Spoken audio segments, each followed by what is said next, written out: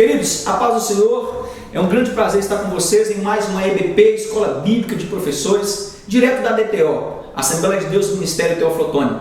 Hoje, falando da lição de número 3, que traz como título Oração e Recomendação às Mulheres Cristãs. Nós tivemos na lição número 2 um grande debate que foi interessantíssimo com o presbítero Paulo e o presbítero Isaac. Nós falamos sobre o Evangelho da Graça. Vimos a preocupação que Paulo tinha com os novos convertidos e com as heresias que estavam surgindo naquela época.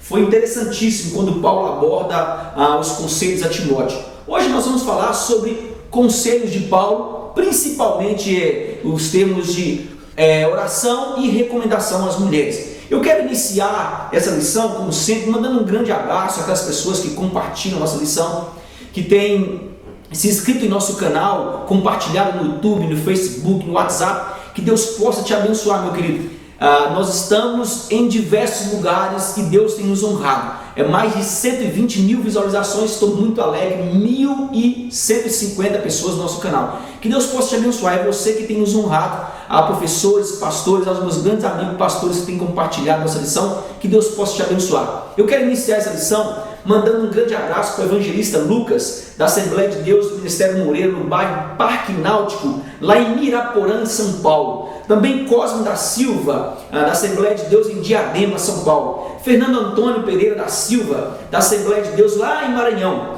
Quero mandar um abraço para Deise Pimenta, Ricardo Alves, que compartilhou nossa lição, tem sempre pedido lição, tem enviado. A Denise Bittencourt, lá de Euclides Cunha, na Bahia. Samuel Silva Ribeiro, Rodrigo Barbosa e o pastor Edmar, lá em Lambari. Que Deus possa abençoar vocês, meu querido. Amado, que Deus possa honrá-los à medida transbordante, como nós explicamos aqui. Hoje eu tenho grandes mulheres de Deus comigo. Já que é um tema de mulheres, eu trago para minha bancada duas grandes mulheres de Deus. Uma você já conhece, uma será conhecida de vocês primeira vez, e eu já vou deixar o convite para que ela volte mais vezes aqui na nossa EBP. Está comigo a advogada e doutora Cris, também professora, e comigo a professora Cláudia, aqui da Assembleia de Deus de Teoflotônio. Minhas queridas, fica à vontade, Cris. Boa noite, que a paz de Cristo reine em cada coração.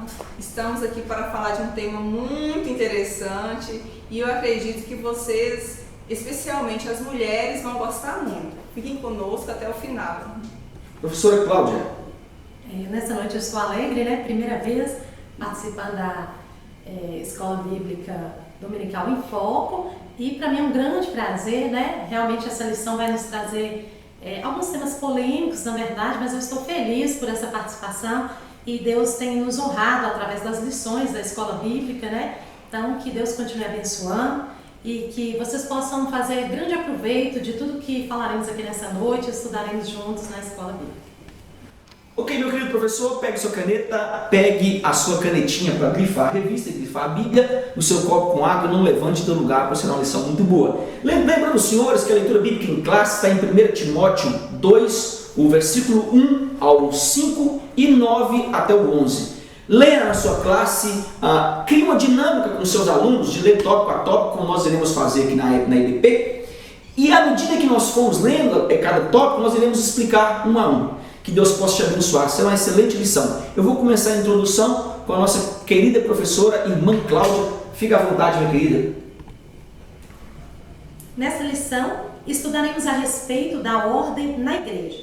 Sabemos que Paulo escreveu a Timóteo para que ele colocasse ordem na igreja efésia.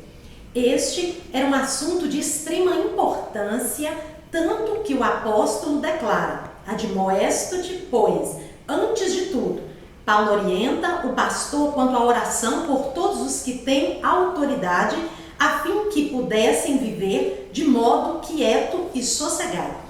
Como igreja do Senhor, precisamos interceder a fim de que possamos cumprir nossa missão de levar a salvação aos homens que a cada dia estão mais distantes de Deus.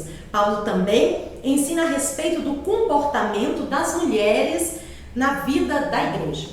Muito bem, anote aí, professor, essa introdução, para você iniciar na sua sala. Eu acho algo de extrema importância que nessa introdução, a orientação paulina, ela será com respeito às autoridades. Não se esqueça disso. Aborde esse tema na introdução.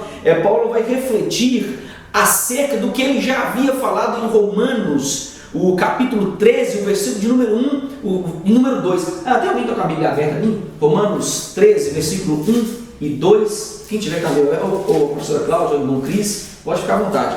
Ele vai abordar um tema que ele já havia falado em Romanos. Eu acho de extrema importância, em sala de aula, você ler esse texto de Romanos e ver o que Paulo fala acerca da autoridade. Isso é de extrema importância. Nós vamos comentar um pouquinho. A professora Cris, sim? Obedeçam às autoridades, todos vocês, pois nenhuma autoridade existe sem a permissão de Deus, e as que existem foram colocadas nos seus lugares por Ele.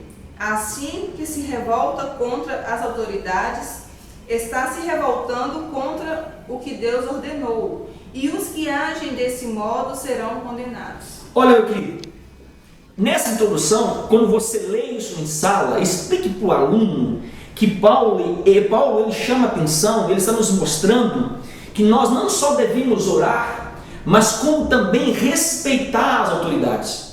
E eu acho de extrema importância que ele diz que se nós não praticarmos o ato de respeitar a autoridade, nós estamos resistindo ao próprio Deus. Entenda isso. Logo, se somos portadores da bênção, nós seres, principalmente cristãos protestantes, se nós somos portadores da bênção de Deus, nós é quem devemos abençoá-los. Entenda isso, explique isso para a sua sala. A bênção sai de onde existe bênção. Então nós temos o poder de abençoar as demais autoridades. Eu acho de extrema importância você falar isso para o seu aluno. E o porquê disso, professor Elias? Isso é para que as autoridades enxerguem e vejam a diferença, porque existem muitos problemas nos meios em que nós vivemos, político, a esfera política, as autoridades eclesiásticas entre si, existem grandes problemas. E nós cristãos temos que ter um olho cristão para essas coisas, meu querido. É nós quem devemos abençoar, é nós quem devemos colocar a bênção sobre eles. E eu acho de extrema importância que quando Paulo fala sobre abençoar as autoridades, nessa época que Paulo chama a atenção, quem estava imperando nessa época era Nero. O nome completo dele, você sabe que é Nero Cláudio César Augusto Germânico, é um nome imenso. Nero, ele governou de 13 de outubro até 54, que foi a sua morte foi em 9 de junho de 68. Então, de 9 de outubro até 54, em meados de 68, por aí, essa data não é especificada, mas nós vamos ver que quem foi Nero, para que você tenha noção. Nero foi quem jogou os cristãos na cova dos leões. Nero depois viria colocar fogo em Roma e culpar os cristãos, e Paulo nos dá uma demonstração pedindo para que nós oremos pelas autoridades. Então cabe a mim e a você explicar isso para a sala e já entrar nesse tópico, colocando a nossa sala para que entenda que nós não devemos amaldiçoar as autoridades, mas sim abençoá-las. Professora Cris, fica à vontade. Sim, complementando aí, o Nero, ele era tão cruel que ele pegava cristãos, banhava em coisas inflamáveis e acendia postes na cidade de Roma. Só para vocês terem uma noção, né? Olha só, em relação a esse tópico, com relação à autoridade, esses dias eu estava lendo um livro do professor José Damião sobre direitos humanos, e ele falando o quão que esse versículo de Romanos 13 foi distorcido para justificar muitas atrocidades. Eles falavam que as autoridades vinham de Deus, só que eles distorciam isso. E a gente vê ao longo da Idade Média o prejuízo que foi para a humanidade, o quanto que as pessoas sofreram. Por isso que é importante hoje, nós aqui estarmos estudando a palavra, porque a palavra de verdade liberta. A palavra de Deus dá vida, transforma, mas ela distorcida pode escravizar. Então, por isso, professor, o seu papel é importantíssimo, muito importante, para que pessoas realmente tenham vida e vida em abundância, para que essa promessa de Jesus se cumpra. Olha só, orar pelas autoridades. Esse conselho também a gente vê no Antigo Testamento. Falava para Israel, o conselho de Deus: Israel, ore pela paz da cidade onde você esteja escravizado. Agora imagina só, né, professora Cláudia, a dificuldade de você orar por quem está te escravizado. E Paulo vem e também nos alerta sobre isso no Novo Testamento.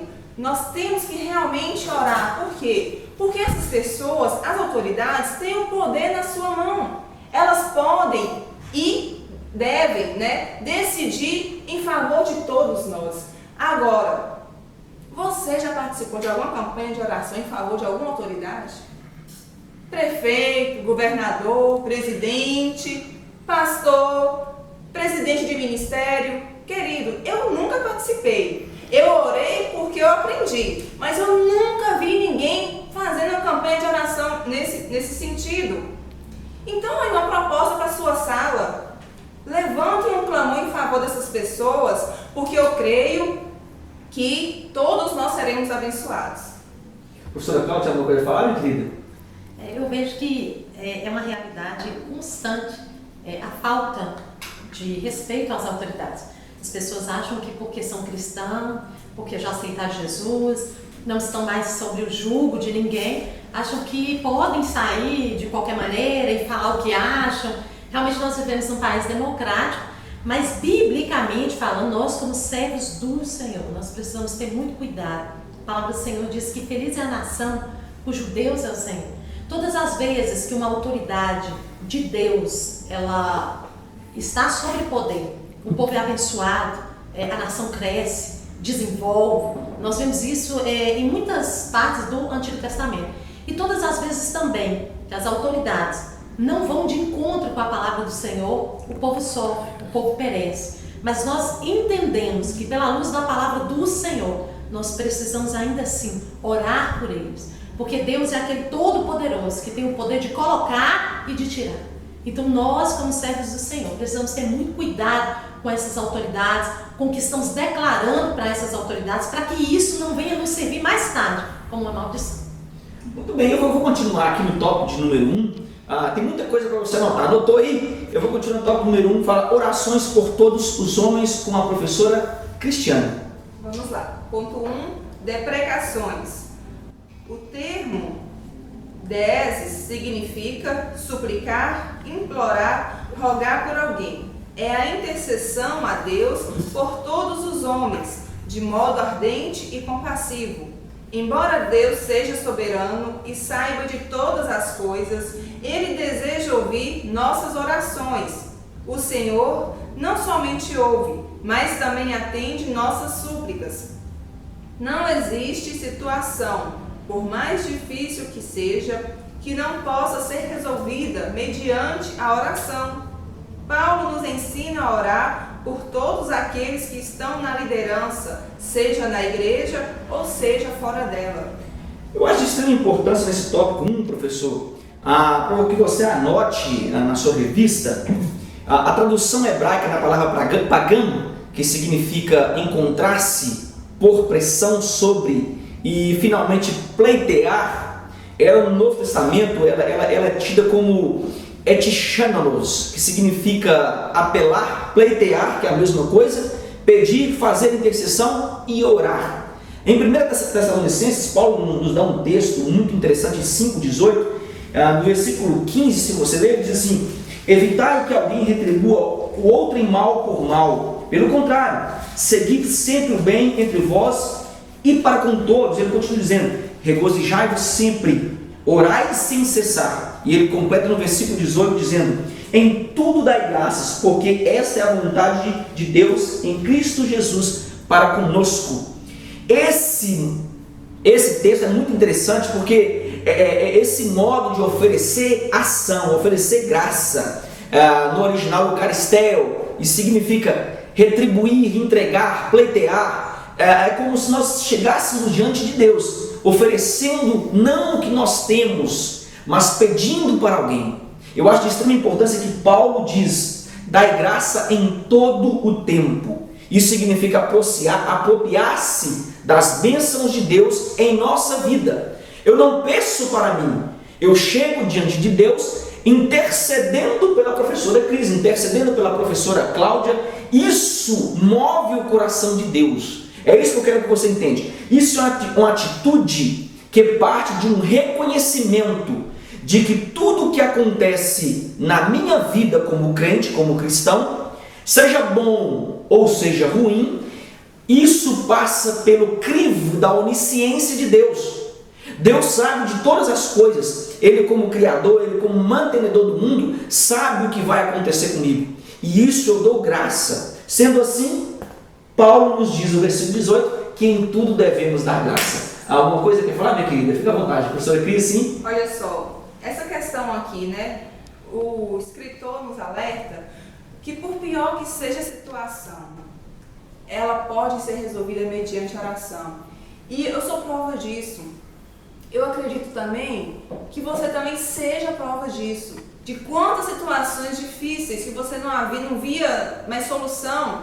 Já chegou a época na minha vida que eu não via nem mais a luz no fim do túnel. Mas pela fé, eu sabia que a luz, que é Jesus, estava lá. Porque no mundo tem um ditado, que a esperança é a última que morre. Só que para nós cristãos, não. A nossa esperança é Cristo Jesus, morreu e ressuscitou e vive eternamente para a honra e glória do Senhor. Então, querido, toma posse dessas bênçãos que o Pai tem para nós. A intercessão ela é tão interessante, tão importante, que nós vamos detalhar mais à frente, só que aqui falou com relação a interceder uns pelos outros. Olha, há um tempo atrás, eu participava de um grupo pelo WhatsApp, né, com pessoas confiáveis, chegadas, e aí Deus despertou uma pessoa para orar por mim, só que eu não vi a mensagem, porque o meu dia foi tão tumultuado naquela época no serviço. Quando chegou a noite, que eu abri lá o WhatsApp, eu fui ver que Deus tinha incomodado uma pessoa para orar por mim. E olha só, no meu serviço, eu tive até que orar para Jesus expulsar demônio. E a coisa foi feia, mas o nome do Senhor foi glorificado. Amém. Então, ore, interceda, o Senhor, Ele responde. Eu vou continuar aqui, levanta a mão aí que qualquer coisa eu passo a bola para vocês. No subtópico de número 2 fala sobre orações. Alguns exegetas entendem que Paulo usava os termos como sinônimos, mas no original grego as palavras empregadas são diferentes. Orações do grego proseus refere-se ao termo comum para as orações em geral, de súplica, de louvor, de intercessões e etc. Nesse tópico aí, meu querido, anote isso aí. O que é um exegeta? Para que você entenda e leve para a sua sala. É uma pessoa que realiza ou se dedica à exegese. O que é exegese? É uma análise detalhada de um texto ou de uma obra literária. Esse termo exegeta ou exegese vem do termo exegetes, que significa analisar, comentar, ou comentador, ou comentarista e crítico. É o que nós estamos fazendo com a revista aqui agora. Nós analisamos a revista, tentamos extrair algo da revista para que você entenda mais claramente. Eu acho interessante que alguns professores dizem assim: nossa, mas que trabalho edificante de bancada, porque eu nunca parei para analisar e os irmãos têm uns temas diferentes e me leva a pensar diferente. Anote isso aí, querido. Isso é exegese. O que você faz na sala de aula nada mais é que uma exegese bem feita. Você tirar, extrair, levar para a sua sala. O ato de você estar estudando EBP em foco é a exegese. Anote também que a palavra oração, do grego proseus, anote isso aí. Ou me peça a lição que eu vou mandar embaixo do link, deixa seu e-mail, que eu vou mandar para o seu e-mail para que você tenha esses termos gregos e hebraicos. O termo proseus figura 30 vezes no Novo Testamento, em forma nominal, e 87 vezes em forma verbal. Isso é muito interessante nós salientarmos isso na nossa escola. Ela vai dar uma noção do que é súplica. Súplica do grego é deises, que vai surgir um pouquinho mais à frente na lição. É uma palavra que indica o ato de orar. Eu acho interessante que o teólogo russo chamado Russell Champlin, ele é PhD, ele nos diz o seguinte: não oramos a fim de informar a Deus ou convencê-lo das coisas que nós necessitamos.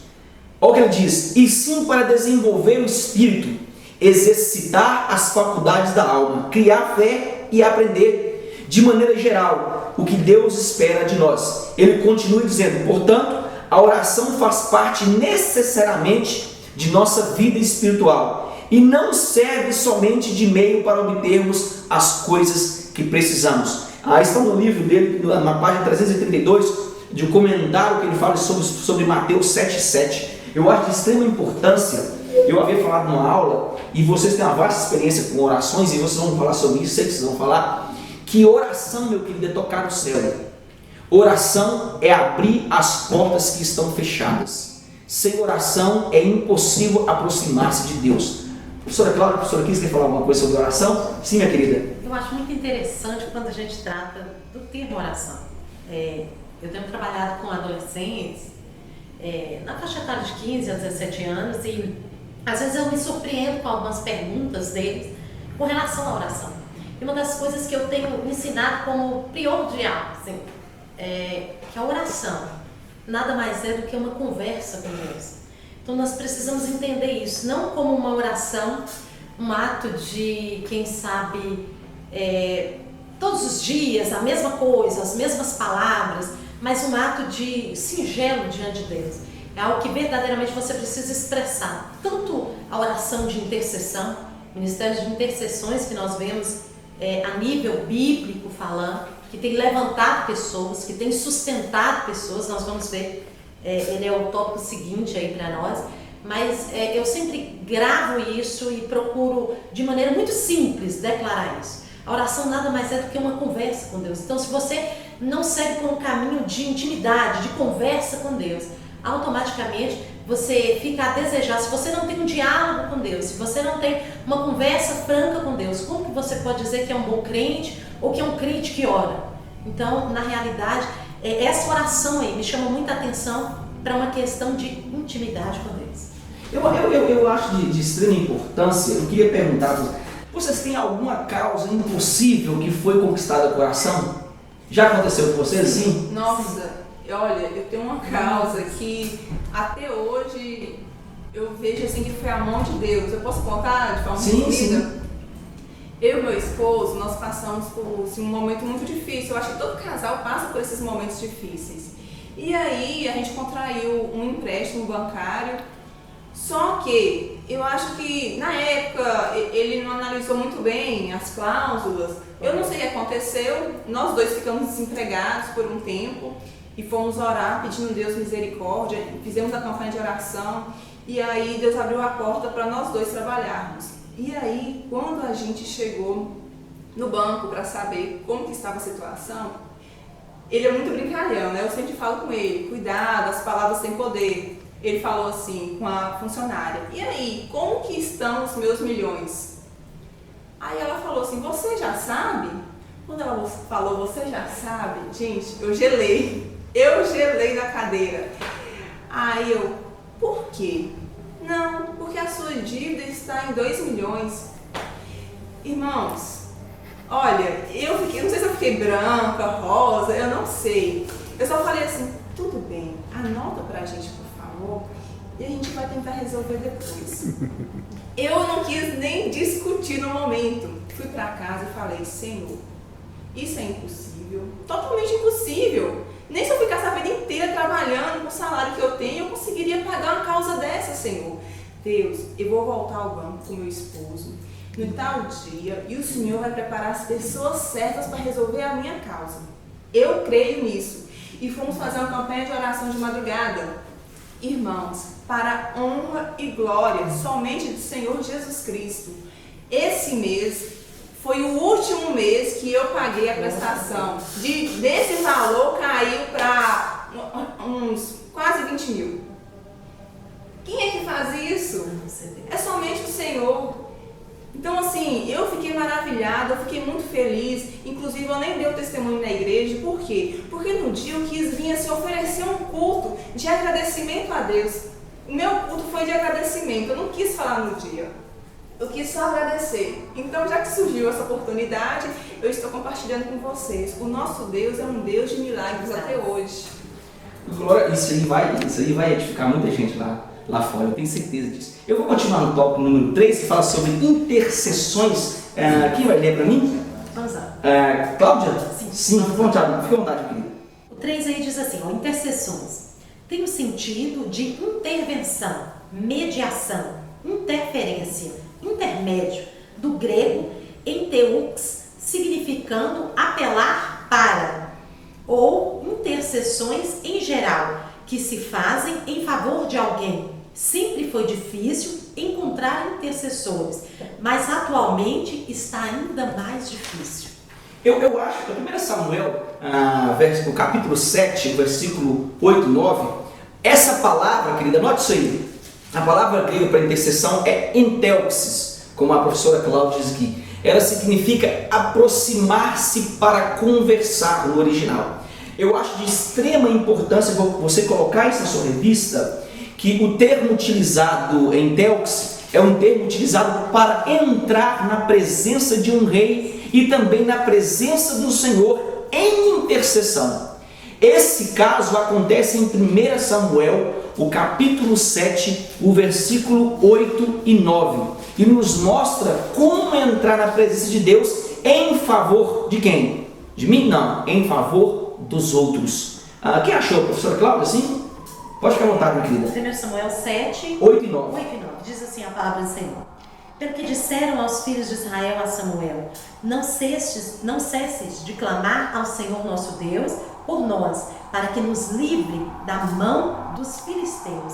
Então tomou Samuel um cordeiro que ainda mamava e sacrificou inteiro em holocausto ao Senhor.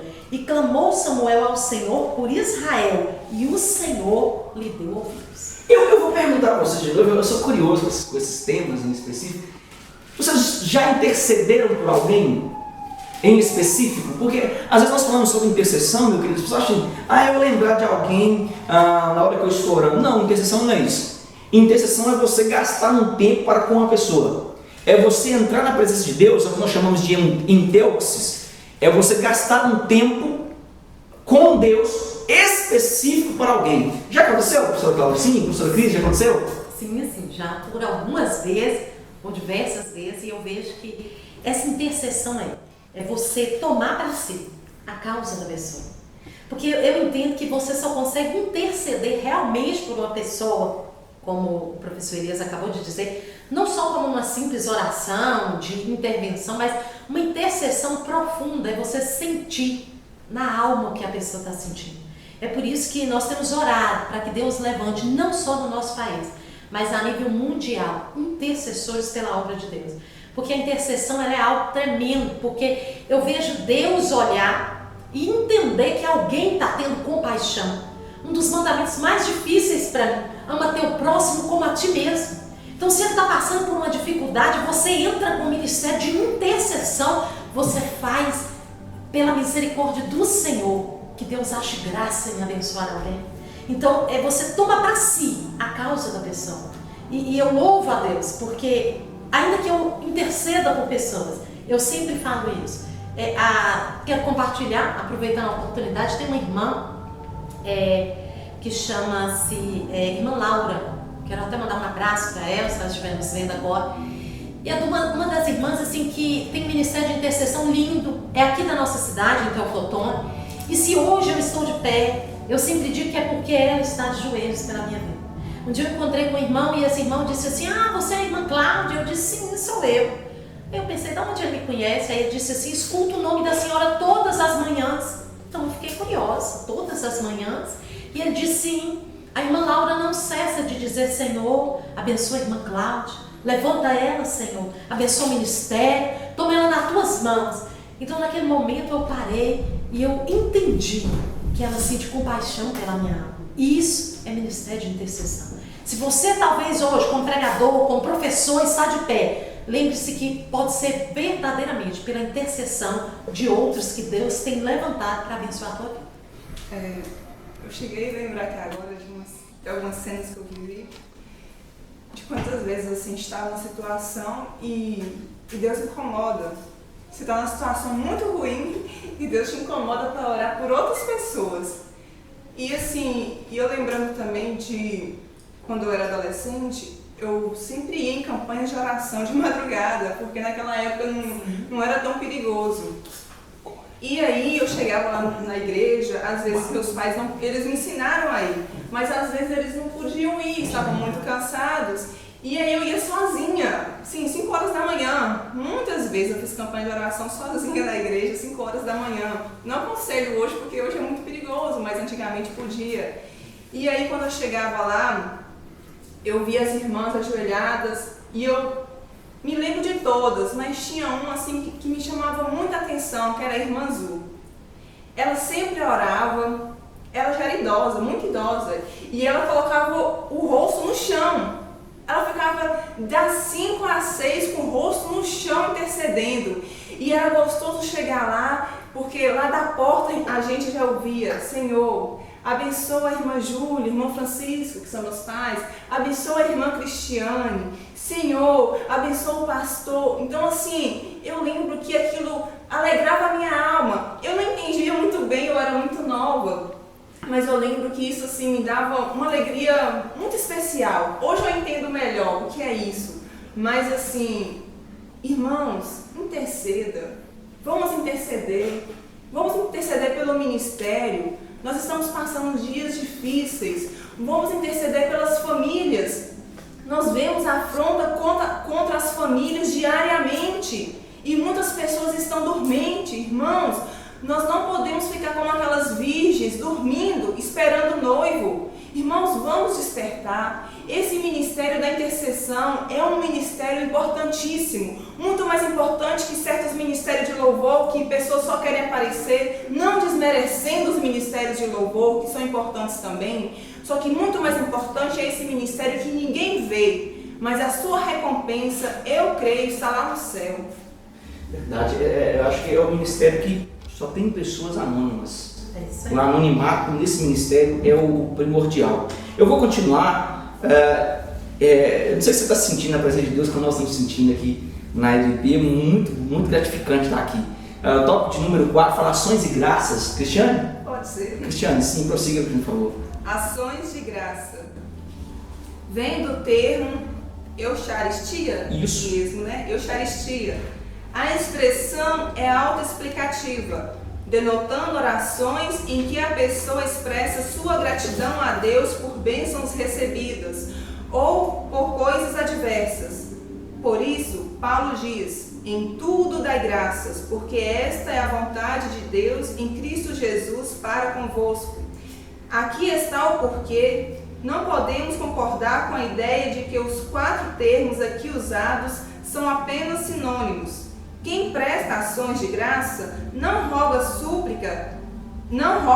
nem suplica. Eu acho interessante que esse termo Eucharistia, ele tem como reconhecimento, o termo no original grego, a ação de graça. Devemos sempre reconhecer tudo que Adonai tem feito pelos seus filhos, principalmente aos líderes do mundo. A sua fidelidade é de geração a geração, diz a palavra. E por isso ainda existe vida nesse planeta, meu querido. Querido, se existe uma autoridade, o próprio Paulo chega a afirmar, se existe alguma autoridade porque Deus quis, é porque é Deus quem projetou. Querido, toda Israel caía na mão do inimigo. E nós precisamos entender que quando Israel caía na mão do inimigo é porque Deus permitia. Nós vamos ver em 5,18, como eu já li aqui, o próprio texto chega a dizer, Paulo chega a afirmar, diz: em tudo dai graças, porque é da vontade de Deus em Cristo Jesus para convosco. Amado, eu acho de extrema importância que nós devemos frisar em nossa aula. Não é o questionamento se Deus existe. O questionamento é: para que Deus está trabalhando nisso? É isso que nós devemos entender. Não é porque, será que Deus, não, para que Deus está trabalhando nisso? Sempre há aprendizado quando nós estamos sendo provados. Sempre existe aprendizado. Quer comentar alguma coisa, professor, assim? Ou vamos seguir o tópico aqui? Vamos seguir? Cristiane, fique à vontade. Assim, tem algo me incomodando para poder falar com relação a ações de graça. Querido, seja agradecido às pessoas que te ajudam, principalmente no ministério. Gente, acho que dói muito a ingratidão, dói muito. Aí eu fico imaginando, nós seres humanos sofremos tanto com a ingratidão. Imagina Deus que nos dá tudo. Nós respiramos porque Ele nos dá o ar.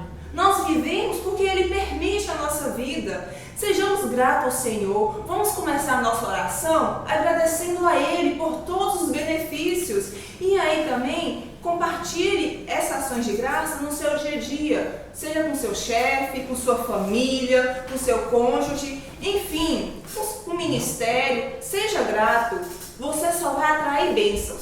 Você pode crer nisso. Eu vou continuar no tópico número 2, que diz a salvação de todos, que todos se salvem.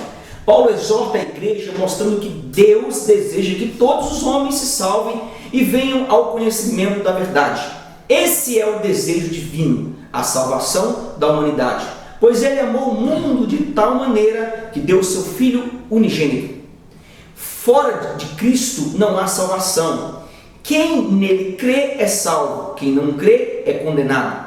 É missão da igreja levar a mensagem de salvação a todas as criaturas. Eu acho de extrema importância que nesse tópico você frisar que o ato da salvação é exclusivo, isso aqui eu vou afirmar para que você entenda, da igreja cristã. Não leve isso para um outro lado, porque às vezes vai dar polêmica na sala. Eu estou falando da igreja cristã, não é dos cristãos protestantes, da igreja cristã, daquele que crê em Jesus, daquele que crê que Ele morreu e ressuscitou. Então é exclusivista para quem é cristão. Por quê, professor Elias? Porque somente ela conhece a história de Jesus. E acima de tudo, a nós cristãos foi confiado o processo de pregar o evangelho a toda criatura. É por isso que é exclusivista. Entenda isso. Já o processo do livre-arbítrio que vai entrar nesse intermédio é quem ouviu, olha o processo entrando aqui agora, e creu, pode aceitar ou não Yeshua. Onde eu acho algo sobre isso na Bíblia? Isaías 53, meu querido. Eu acho de extrema importância que quando nós falamos de Isaías 53, o capítulo 1, o capítulo 53, o versículo 1 até o versículo 3, ele nos mostra uma profecia, mas também um ato de livre-arbítrio sobre o ato de evangelizar. Alguém achou Isaías 53, versículo 1 ao 3? Professora Cláudia, sim? Diz assim a palavra do Senhor: quem deu crédito à nossa pregação? E a quem se manifestou o braço do Senhor? Porque foi subindo como renovo perante ele e como raiz de uma terra seca. Não tinha parecer nem formosura. E olhando nós para ele, nenhuma beleza víamos para que o desejássemos.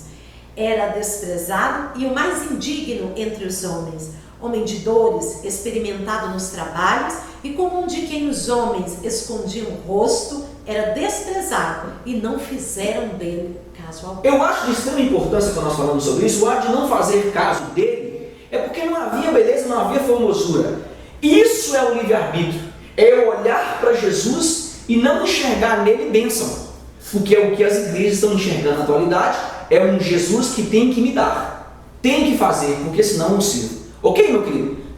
Bata nesse tópico que vai ser tremendamente importante na sua sala. Quer comentar alguma coisa, professora? Fica à vontade. Professora Cláudia, assim, fica à vontade, meu querido. Quero só fazer um comentário em cima disso, né, professor Elias? Justamente o que você acabou de falar. Seria muito importante para o pessoal, os professores da escola bíblica, frisarem isso. Há um texto na palavra do Senhor que nos fala que, normalmente, quando você olha para o Novo Testamento, você vê por diversas vezes Jesus multiplicando pão, Jesus curando, Jesus libertando, não era assim? Havia uns endemoniados e Jesus chegava e os demônios saíam. E é interessante que um dia Jesus vira e diz assim: hoje eu não vou curar, hoje eu não vou multiplicar pão. E de repente você vê que sempre onde Jesus estava havia uma multidão, e de repente o pessoal começa a ir embora.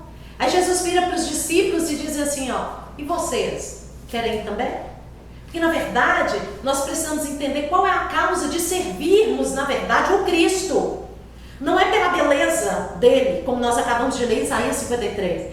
Não é talvez pelo que ele tem para nos dar. O Senhor tem muito para nos dar, sim, isso é verdade. Às vezes nós fazemos campanhas em nossas igrejas para adquirirmos alguma coisa, isso não é pecado. Mas nós precisamos entender o que é, na verdade, essa salvação de Cristo. O que, na verdade, Cristo quer nos trazer. Por que nós estamos com Cristo? Por que nós decidimos ficar do lado de Cristo? Não é pelo que Ele tem a nos dar, mas é por quem Ele é para nós. E aí, de repente, eu me surpreendo com a palavra de Pedro. quando Pedro responde assim para Jesus. Jesus diz para eles: e vocês querem ir também? Aí Pedro responde algo que marca a minha vida, eu amo esse versículo, quando ele diz assim: para onde iremos nós, se só tu, Senhor, tem as palavras de vida eterna? Então frise isso, guarde isso no teu coração.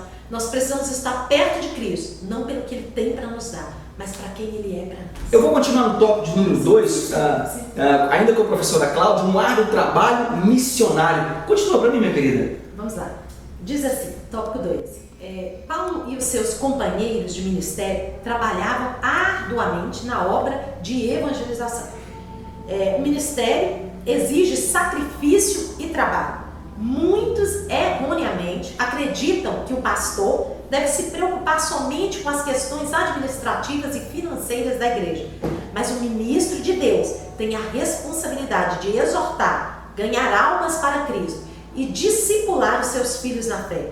Paulo não se preocupa só com as ovelhas do rebanho, mas demonstrava um zelo especial com a evangelização e a obra missionária. Eu acho interessante você marcar o texto, eu acho Hebreus 13, 17, professora Cris, Jeremias 23, 1. Eu queria que você marcasse Marcos 16, 15, o versículo, Marcos 16, 15, ele diz assim, olha que interessante.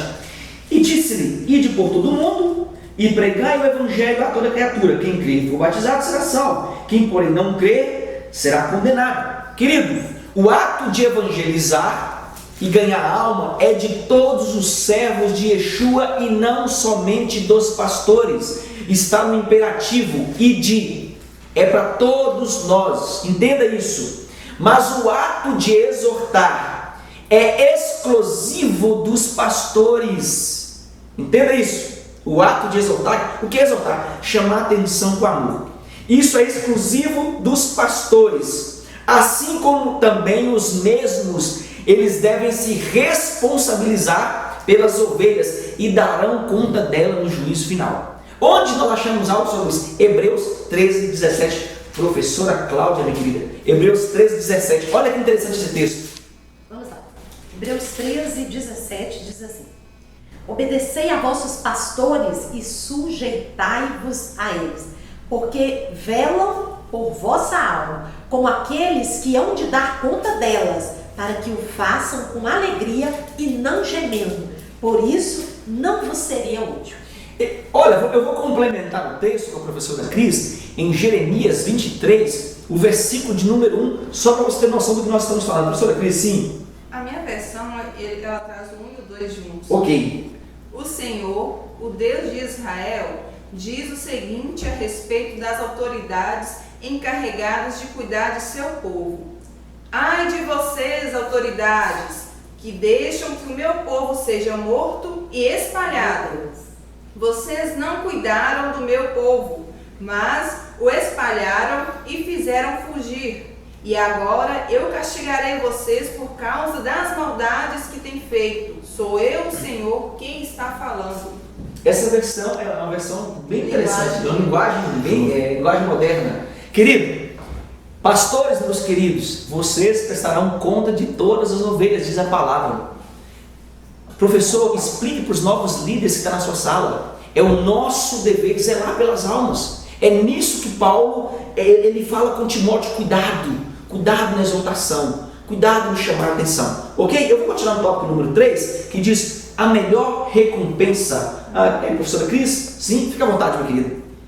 Como já é do conhecimento de todos, o ministério pastoral exige sacrifício e esforço, mas também é muito gratificante poder servir ao Senhor e ver o fruto do seu trabalho. Ao observar as almas se rendendo aos pés de Cristo, sendo batizadas nas águas e no Espírito Santo. É, na verdade, a coroação do trabalho realizado.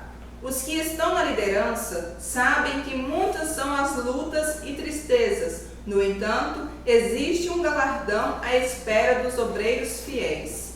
Eu acho isso de extrema importância. Esse é um texto que eu guardei para essa aula. 1 Pedro 5, o versículo de número 2, diz o seguinte: olha que interessante: pastoreai o rebanho de Deus que há entre vós, não por constrangimento, mas espontaneamente, como Deus quer, nem por sorte da ganância, mas de boa vontade, nem com dominadores, olha que interessante isso aqui, meu querido, dos que vos foram conviados, antes tornando-vos modelos do rebanho. Ora, logo que o Supremo Pastor se manifestar, recebereis, olha que interessante isso aqui, meu querido, inacessáveis ou coroa de glória. Meu amado, o que Deus tem reservado aos ministros vai além do que nós pensamos, além do que nós, olha, é inacessável ao nosso pensamento humano. Entenda isso, leve isso para a sua sala. O que é isso? Não perde o viço, não perde o frescor. Essa palavra inacessável, não perde o vício, não perde o frescor, é impossível de se corromper, é inalterável.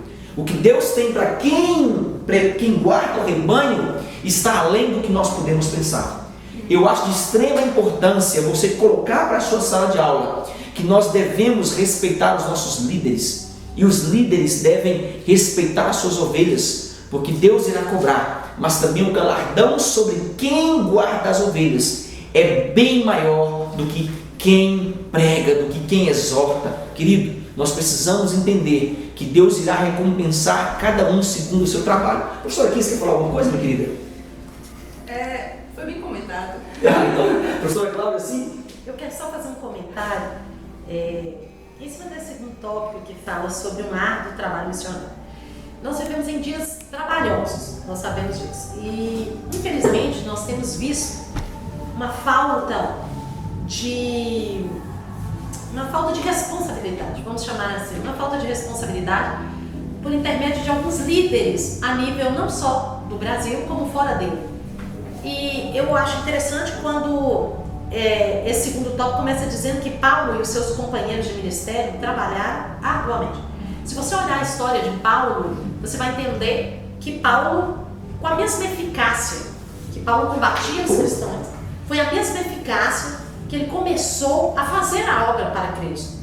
E você, em todo o tempo, você vê que, quando você estuda a história de Paulo, você vai entender que Paulo, ele fazia cabanas, ele fazia tendas, aliás, não eram cabanas, ele fazia tendas para o próprio sustento. Porque a maioria das pessoas hoje, como líderes, tem achado que porque os dias são maus, os dias são trabalhosos, eles não têm tempo para exortar, eles não tiram tempo para conversar com as ovelhas, vamos dizer assim, eles não tiram tempo para ensiná-las como na verdade eles precisam fazer, porque nós acabamos de aprender que isso aí é a missão do pastor, e jogam a desculpa para os dias de hoje, dizendo que eu trabalho, eu não vou ter tempo.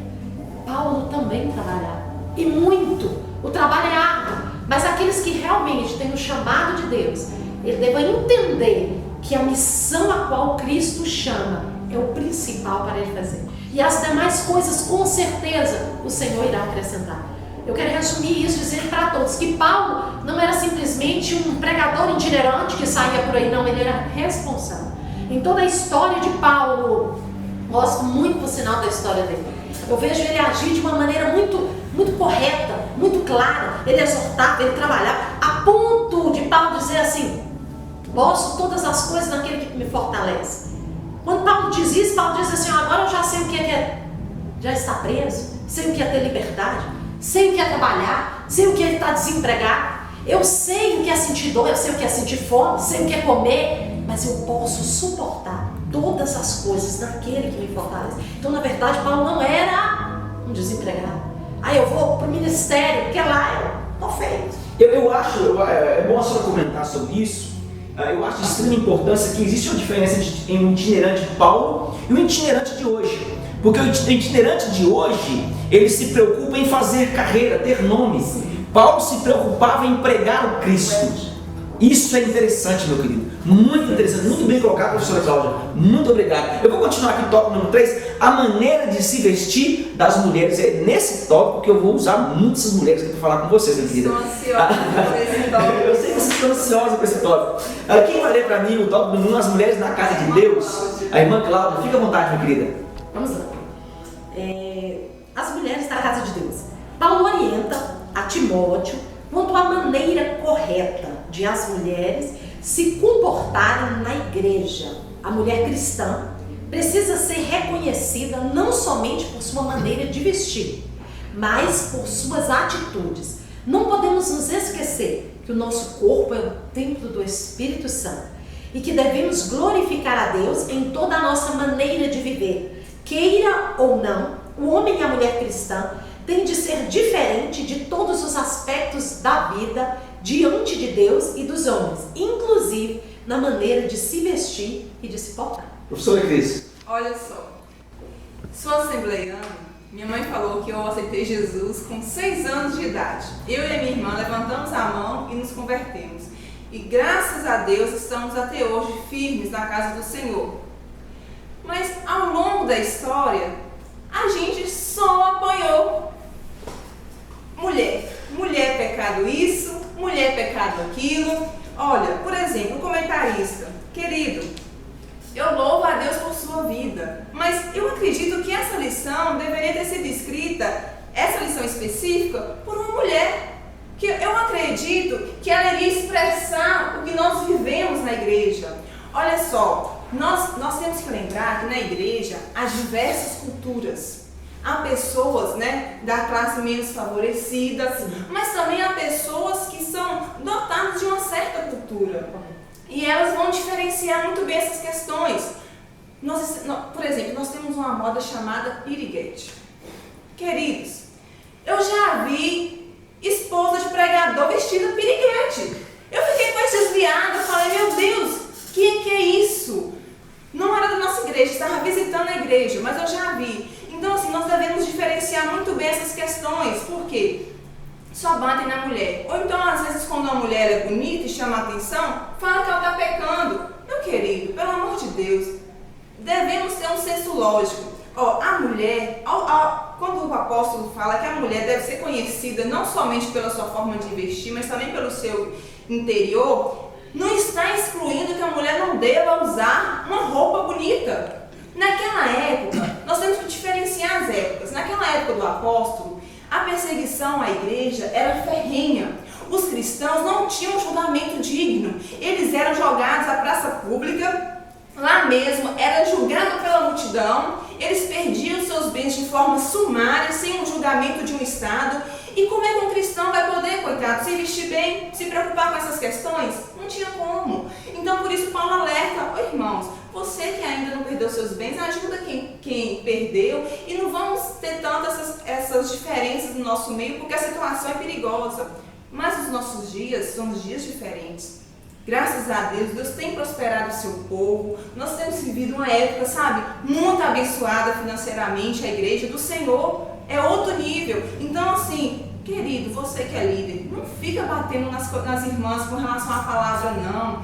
Deixa as irmãs serem abençoadas por Deus. As irmãs têm que andar bonitas. As irmãs têm que andar realmente, apresentáveis. Porque você que é casado, se a sua esposa anda feia, você vai olhar para a bonitinha que passa lá na rua. Então, pelo amor de Deus, fala com a sua esposa, olha meu amor, toma aqui o dinheiro, vai pro salão, vai se produzir, vai usar roupa bonita. Agora, roupa bonita não é sinônimo de roupa, como eu falei, moda piriguete. Vamos diferenciar as coisas. Eu vou falar um pouquinho nesse tópico, eu acho que nós vamos comentar um pouquinho mais à frente, Eu sei que eles vão falar sobre isso. Eu acho que de extrema importância nós dizemos que as alternâncias, e isso é muito importante nos tempos modernos, elas nos levaram ao comportamento igual ao secularismo.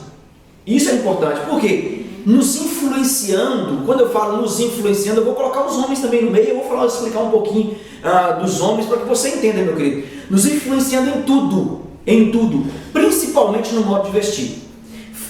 Quando nós falamos no modo de vestir, não é só no modo de vestir, mas no modo de se portar. Isso de extrema importância. O modo que nos vestimos como os homens, como mulheres de Deus, denuncia quem somos, o que queremos e principalmente qual é o nosso objetivo. Isso de extrema importância. Foi o que a professora Cris falou aqui. Se eu me visto como se a mulher se veste como piriguete, o que ela está querendo na casa de Deus? Esse é o principal foco a ser tomado nesse tema em questão na sua sala de aula, professor. Então, Paulo orienta Timóteo como deveria ser tais comportamentos. E é desses comportamentos que nós vamos ver Paulo não fala sobre roupa, mas ele fala sobre o comportamento que a pessoa deve ter. É isso que eu quero falar. Professora Cláudia, quer falar alguma coisa, minha querida, sobre esse ato? Na realidade, nós sabemos que é um tema muito polêmico, né, para tratarmos na igreja de hoje, mas de suma importância. Quando a professora Cris, ela comenta sobre a forma de se vestir hoje, de se vestir bem, ela deixou bem claro, né, que isso não é nada que venha causar escândalo na igreja do Senhor. Mas eu entendo que o que Paulo, na verdade, queria trazer com isso, lembrando o que já foi dito aqui sobre a cultura daquela época, que precisa ser visto, os usos, né, e costumes, como nós começamos a interpretar nos dias de hoje, vamos dizer assim. Mas eu entendo que ele está relacionando isso aí, verdadeiramente, a postura que a mulher precisa ter. Porque, por menos que se pareça, todas as vezes que você percebe como uma mulher se veste, automaticamente isso começa a descrever um pouco do caráter dela. Porque isso está relacionado ao caráter. Você percebe a forma com a qual ela se comporta na igreja. E isso aí eu acho muito interessante. Porque, na verdade, o que Paulo queria deixar para nós nos dias de hoje é algo discernente a valores. Eu vou interromper, senhora, eu vou continuar, só para entrar no tópico de número 2 aí. Olha que interessante. Traje honesto como puder. Eu vou ler isso aqui, eu vou ler. Vocês podem continuar. É sinônimo de decoroso, decente, com sobriedade, é o que a irmã Cláudia, a professora Cláudia falando, ou simplicidade. Um vestido transparente não é honesto, pois embora esteja cobrindo o corpo, atrai a cobiça dos homens, incentivando o pecado. Infelizmente, muitas mulheres estão errando na hora de se vestir. A mulher pode e deve se vestir bem, ficar bonita, porém com pudor, de modo a agradar a Deus. Pode continuar o pensamento da senhora. É justamente em cima disso aí. O que Paulo quer trazer, digo novamente, é algo de valor, que a igreja, ainda que primitiva, ou a igreja de hoje, ela precisa guardar isso como algo valoroso para ela. Essa diferença, há uma diferença, não é uma questão de uma saia, vamos colocar algo bem claro aqui, de uma saia, de uma calça. Não é isso ao que Paulo se refere, né? Hoje nós ainda vemos algumas igrejas brigando por causa de usos e costumes, coisa que na verdade não tem nada a ver com doutrina bíblica. Então nós precisamos primeiro discernir o que é doutrina bíblica. Por exemplo, nós sabemos que a doutrina da salvação, a doutrina da Trindade, isso é algo que não se muda.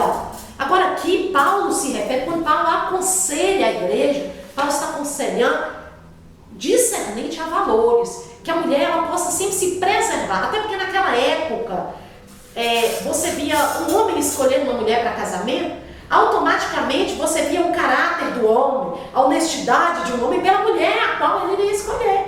Então é algo de valor. Infelizmente, como mulher digo isso, ao longo do tempo nós fomos conquistando um espaço muito grande na sociedade, graças a Deus por isso, mas fomos perdendo valores essenciais para o nosso caráter. E isso muitas vezes se demonstra através das vestes das mulheres. Eu acho interessante, nesse tópico número 3 nós estamos comentando, a palavra pudor, sentimento de vergonha, olha que interessante, timidez, mal-estar, causado por qualquer pessoa, coisa capaz de ferir a decência, a modéstia, a inocência.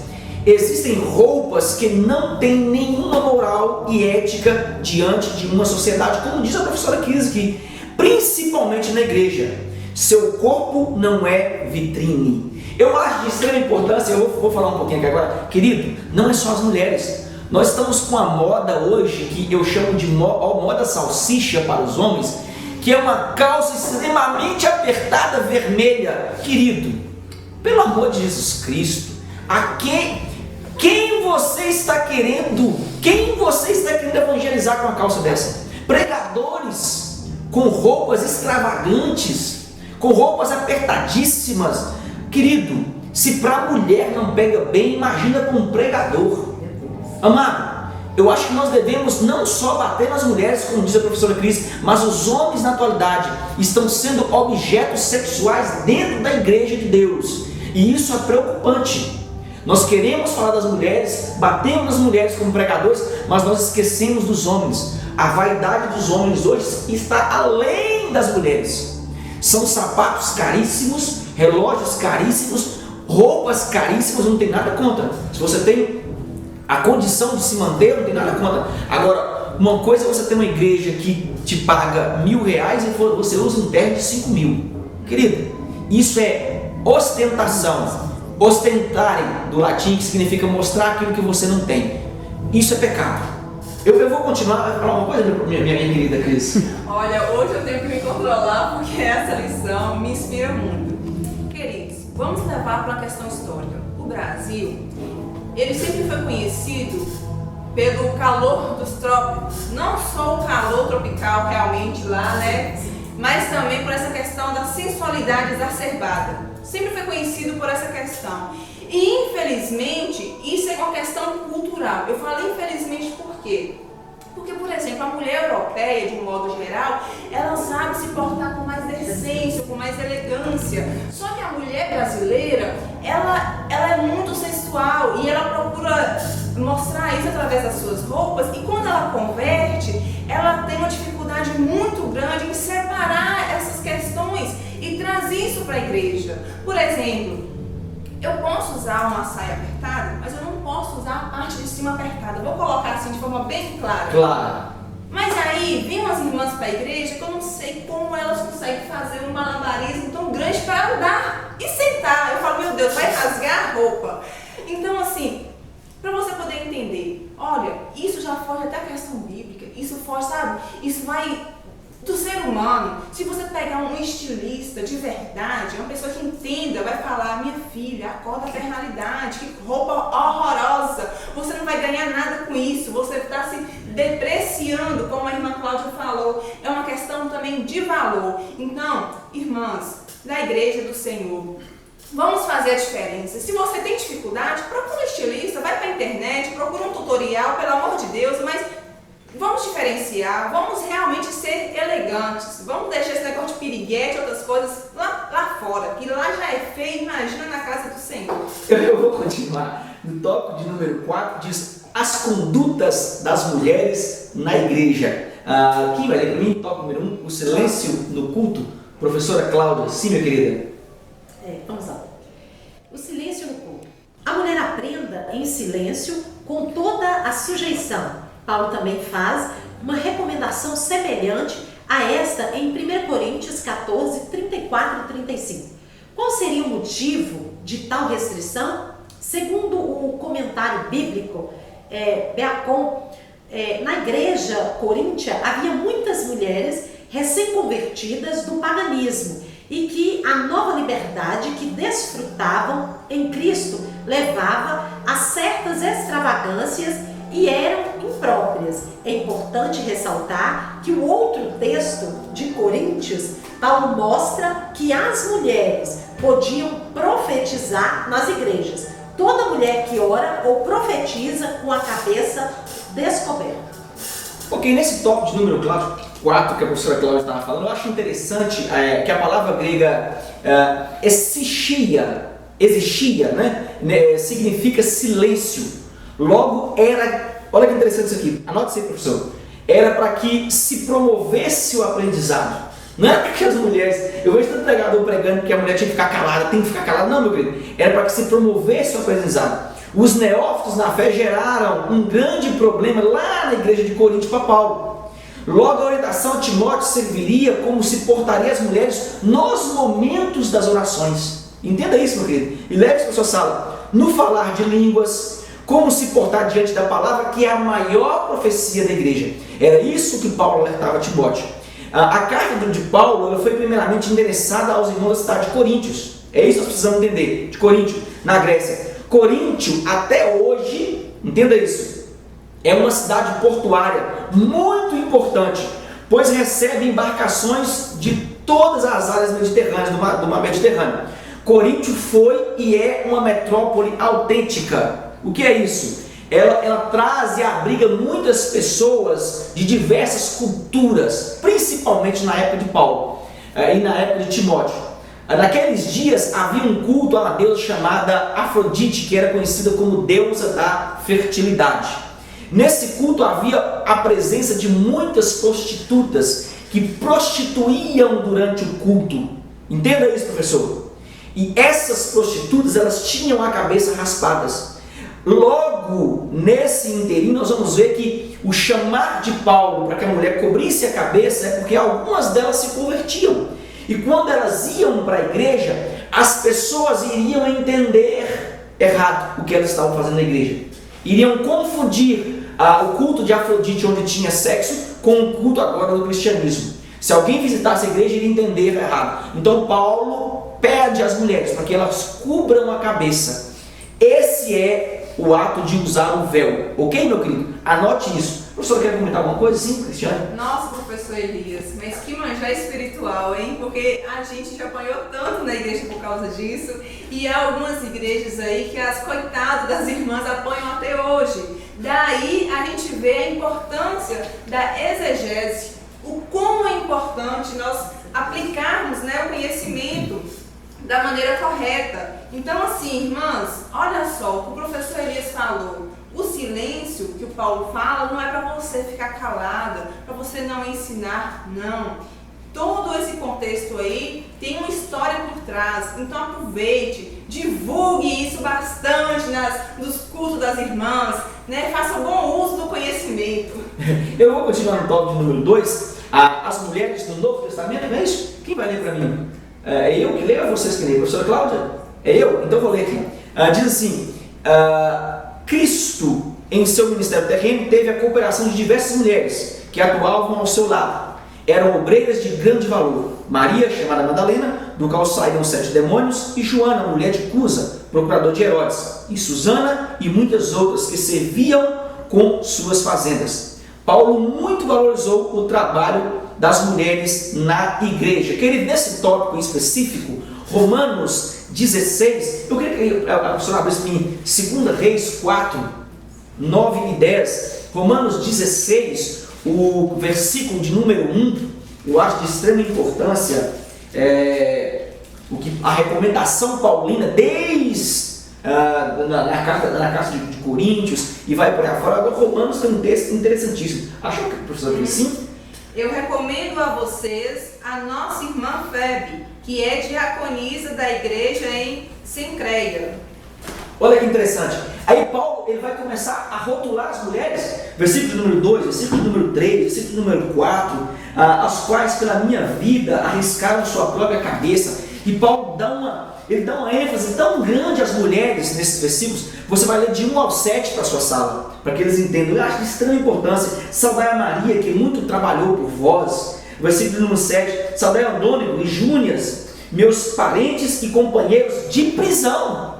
Olha que as mulheres estavam com Paulo em todo o tempo, até no momento da prisão. Então entenda, professor, precisamos entender que como Jesus valorizou as mulheres, Paulo também teve o privilégio de ser servido por elas. Isso de extrema importância. Meu querido, no seu ministério vai fluir mulheres para te ajudar. Às vezes nós achamos que é só homem que ajuda. Querido, as mulheres são quem mais ajuda no ministério pastoral. Entenda isso. Olha, e principalmente, eu acho de extrema importância que elas sabem quando ela está lidando com um homem de Deus. As mulheres têm uma visão que nós homens não temos. Nós demoramos a perceber quem é um homem de Deus e quem não é. Agora as mulheres elas sabem quem é e quem não é um homem de Deus. Eu tenho um grande exemplo disso em 2 Reis 4, o versículo 9 e 10. A professora Cláudia, sim, 2 Reis 4, 9 e 10. Diz assim a palavra do Senhor. E ela disse ao seu marido: eis que tenho observado que este que passa sempre por nós é um santo homem de Deus. Fazemos-lhes, pois, um pequeno quarto junto ao muro, e ali pousaremos, e ali ponhamos uma cama, e uma mesa, e uma cadeira, e um candeeiro, e há de ser que, vindo ele por nós, ali retirará. Olha que interessante, ela enxergou o que ninguém tinha enxergado. Ela vê um homem de Deus, um profeta de Deus, quando ninguém via num tempo de escassez. Querido, nunca em sua vida, em seu ministério, você professor, na sua sala, nunca, eu vou deixar essa palavra bem clara para você, nunca deixe de valorizar o trabalho das mulheres. Porque é específico em nosso ministério, é específico em nossa vida. Querido, se não fosse minha esposa, eu estava na água. Você imaginou o que seria de mim sem minha esposa? O que seria de você sem sua esposa? Nós precisamos das mulheres no nosso ministério, principalmente na igreja. Querem comentar alguma coisa, minhas queridas? A lição é de vocês. Olha, às vezes tem pastores que querem, assim, dar uma maior valorização no ministério feminino, mas aí esbarra na cúpula maior. Queridos pastores da cúpula maior do Brasil, como vocês vão me explicar aqui, à luz da Bíblia, Romanos 16:1? Paulo estava errado? Paulo, fundador da igreja, que pregou para os gentios, não fundador da igreja primitiva, mas fundou muitas igrejas, e ele era um apóstolo que foi separado pelo Espírito Santo. Como vocês me explicam isso? Então, assim, vamos refletir sobre isso. Não estou querendo causar aqui discórdia, dissensões, mas levantando uma questão. Porque às vezes a gente percebe que como se tentasse barrar as mulheres. Tem medo. Será que é concorrência? Queridos, as mulheres do Senhor não foram levantadas para concorrer com os homens. Nós estamos aqui, lado a lado, para fazer a obra do Senhor enquanto é dia, porque a noite está próxima. Então nós estamos aqui para fazer a obra do Senhor, não para tirar homens da sua posição, não, mas simplesmente para somar ao reino de Deus. Eu acho de extrema importância, nesse tópico de número 3 adiante, que os ensinamentos de Paulo, eles não eram voltados para um sexo em específico. Era para a criação de Deus, macho e fêmea. É isso que nós precisamos entender. O professor Cris acabou de falar isso aqui. Por quê? Porque ambos têm o que? A imagem e semelhança de Deus. A imagem e semelhança de Deus em mim, a imagem e semelhança de Deus na Cristiane e na professora Cláudia. É isso que nós precisamos entender e levar para a nossa sala. O cuidado de Paulo para com as mulheres era um grande cuidado de pai. É isso que nós precisamos entender. Pois ele não queria que as mesmas fossem contaminadas pelas heresias daquela época. Querido, Paulo admoestou a Timóteo que tivesse as mulheres como irmãs, como mães. E isso nos mostra o quanto Paulo se preocupava com as mulheres naquele tempo. Eu gosto dessa lição porque ela tocou em algo que alguns pastores não gostam de tocar. Eu acho de extrema importância isso. Eu vou continuar aqui na conclusão. Eu sei que vocês vão comentar agora. A conclusão diz o seguinte: quando a oração, os ensinamentos paulinos são válidos para todos os crentes. Quanto à oração, os ensinamentos paulinos são válidos para todos os crentes, em qualquer época, em qualquer lugar. Devemos fazer súplicas, intercessões e ações de graça diante de Deus. No que concerne ao comportamento cristão, Paulo deu um destaque incisivo quanto à postura das mulheres, especialmente as irmãs de Éfeso, tendo em vista o contexto liberal e lascivo da sociedade em que a igreja estava inserida. Querido, não se esqueça, Deus, ele tem o ser humano como ser. Ele olha para o homem como homem, sendo ele mulher ou sendo ele homem. Nós precisamos entender que ele exige e vê a imagem e semelhança dele.